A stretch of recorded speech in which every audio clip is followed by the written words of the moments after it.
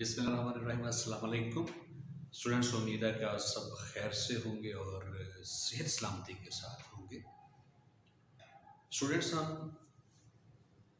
Kingdom Animalia के बारे में पढ़ रहे हैं और जैसा कि मैंने पहले बताया डिफरेंट लेक्चर्स में कि हमारी इस अर्थ पे एनिमल्स दो टाइप के हैं। एक टाइप है इनवर्टिब्रेट्स, जिन एनिमल्स में बोन्स और बैकबोन वर्टिब्रल कॉलम मौजूद नहीं, और इन एनिमल्स की फर्दर क्लासिफिकेशन में इनके फर्दर हमने मुख्तलिफ फाइलम बनाए हैं।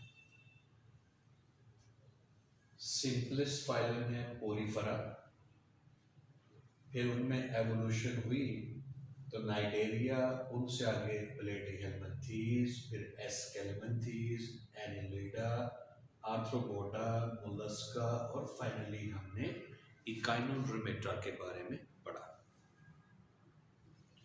एनिमल्स की दूसरी टाइप है जो अभी हमने डिस्कस नहीं की,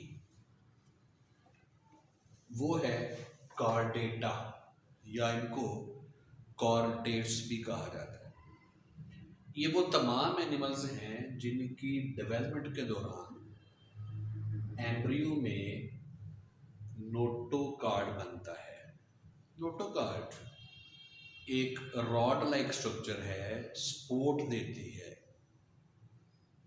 तो जिन एनिमल्स की डेवलपमेंट के दौरान एम्ब्रियो में नोटोकार्ड एज सपोर्टिव स्ट्रक्चर बने, उन तमाम एनिमल्स को हम कॉर्डेटा कहते हैं। अब डेवलपमेंट मुकम्मल होने के बाद अगर अडल्ट स्टेज पे जाकर भी ये नोटोकार्ड मौजूद रहे, एम्ब्रियो में तो था ही, लेकिन अगर ये अडल्ट स्टेज पर जाकर भी ये नोटोकार्ड मौजूद रहता है तो फिर इन एनिमल्स को कॉर्डेटा ही कहा जाता है। एम्ब्रियोनिक स्टेज पे भी कॉर्डेटा थे और अडल्ट स्टेज पर भी उनको कॉर्डेटा ही कहा जाएगा। या फिर दूसरी ऑप्शन ये है कि अडल्ट स्टेज पर जाकर नोटोकार्ड खत्म हो जाए, बॉडी को, अडल्ट बॉडी को सपोर्ट देने के लिए वर्टिब्रल कॉलम बन जाए, तो ऐसे एनिमल्स को हम वर्टिब्रेटा का नाम देते हैं। यानी एम्ब्रियोनिक कंडीशन पे कॉर्डेटा तो है ही, लेकिन चूंकि अडल्ट स्टेज पे जाकर नोटोकार्ड की जगह वर्टिब्रल कॉलम बन जाता है तो फिर इनको वर्टिब्रेटा भी कहा जाता है। तो ये दो किस्म के एनिमल मौजूद हैं हमारी इस अर्थ पे। अब हमने डिस्कस ये करना है कि इनवर्टिब्रेट फाइला में इकाइनोडर्म्स को हम टॉप ऑफ द लिस्ट रखते हैं, यानी किसके करीब? कॉर्डेटा के करीब, हायर एनिमल्स के करीब। हालांकि हमने पढ़ा था कि इकाइनोडर्म्स में इनकी जो ऑर्गेनाइजेशन है ये बड़ी सिंपल ऑर्गेनाइजेशन है। इनके को बॉडी सिस्टम्स वेल डेवलप्ड नहीं है, सिंपल ऑर्गेनाइजेशन। इतनी सिंपल ऑर्गेनाइजेशन है कि असूली तौर पे इनकी जगह तो बनती है ये एनिलिडा के करीब करीब कहीं पर, लेकिन हमने क्लासिफिकेशन के दौरान इनको उठाकर इनवर्टिब्रेटा के सबसे टॉप पे ले गए। क्यों? टॉप का मतलब ये है कि आगे किसके करीब है? हायर एनिमल कॉर्डेटा के करीब तरीन है। क्यों? और इसको तो एनिलिडा या कहीं उससे नीचे होना चाहिए था, हमने उसकी तरफ बुलंद मुकाम क्यों दे दिया है? उसकी कुछ रीजंस हैं। फिर हमें ये देखना है कि इकाइनोडर्मेटा ये इनकी कॉर्डेटा के साथ एफिनिटीज क्या है, इतने करीब रखने की क्लोजनेस की रीजंस क्या है, सिमिलैरिटीज क्या है, क्लोजनेस की वजूहात क्या है। तो ये रीजंस बायोकेमिकल भी हैं, बायोकेमिस्ट्री के रूप से, और डेवलपमेंटल भी हैं। मिसाल के तौर पे कार्डेटा हूं या इकाइनोडर्म्स हूं, दोनों के मसल सेल के अंदर ये एक कंपाउंड है फास्फोक्रेटीन, नाइट्रोजनस कंपाउंड है फास्फोक्रेटीन।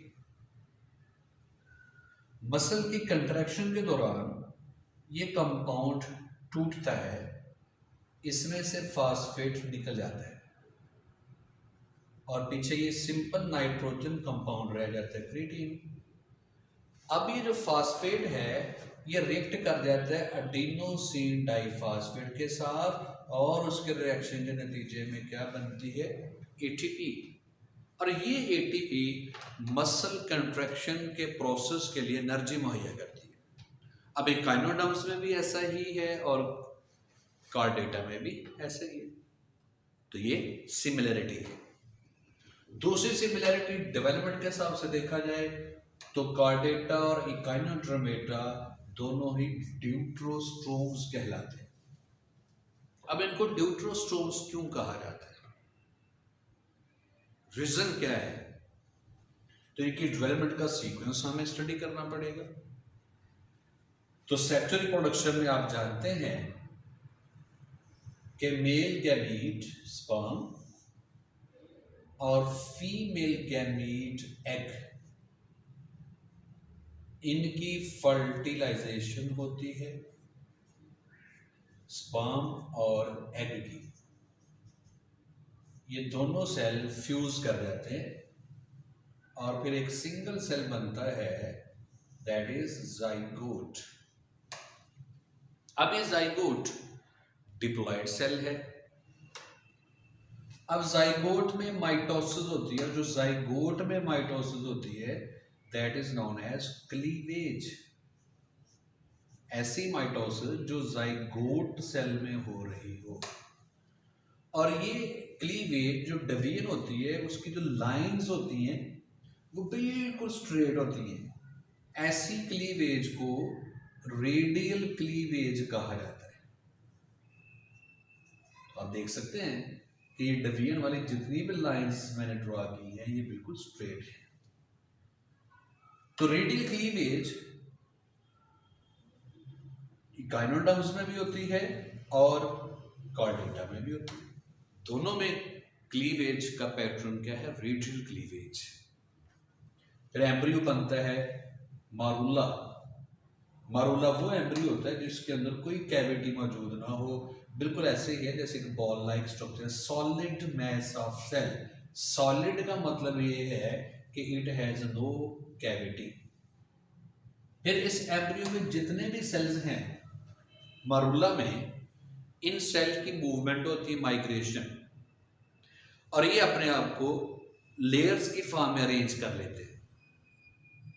जो पहली लेयर बनती है ये टॉप सरफेस लेयर, सेल की इस लेयर को एक्टोडर्म कहा जाता है। एक्टोडर्म आउटर लेयर, और जो सेंटर में लेयर बनी है ये that is known as endoderm. और मीनवाइल यहां पे एक सुराख बनता है, पोर डेवलप होता है, ब्लास्टोपोर। और ये जो एंडोडर्म है, इन सेल में डिवीजन से कोई नए सेल बनते हैं और ये स्टिल एंडोडर्म के साथ अटैच है। फिर ये सेल सेपरेट होकर ये इधर ऊपर आ जाते हैं रेड कलर के, और ये जो नए सेल बने ये सेपरेट होकर इधर आ जाते हैं। ये जो सेल के ब्लॉक्स बने हैं या प्लेट्स बने हैं that are known as mesodermal cells. तो अब ये मेसोडर्मल सेल्स कहां से डेवलप हो रहे हैं, एंडोडर्म से। कार्डेटा में भी ऐसा ही है और इकाइनोडर्म्स में भी ऐसा ही है, दैट इज सिमिलरिटी। बाद में ये जो मेसोडर्मल सेल्स हैं ये ब्लॉक की शक्ल में फिलहाल, तो बाद में क्या होता है ये सेल ऐसे सेंटर में से ऐसे स्प्लिट हो जाते हैं, तो मेसोडर्म सेल की दो लेयर्स बन जाती हैं। मेसोडर्म सेल की वो लेयर जो एक्टोडर्म के बिल्कुल नीचे है इसे हम कहते हैं पेराइटल मेसोडर्म, पेराइटल मेसोडर्म।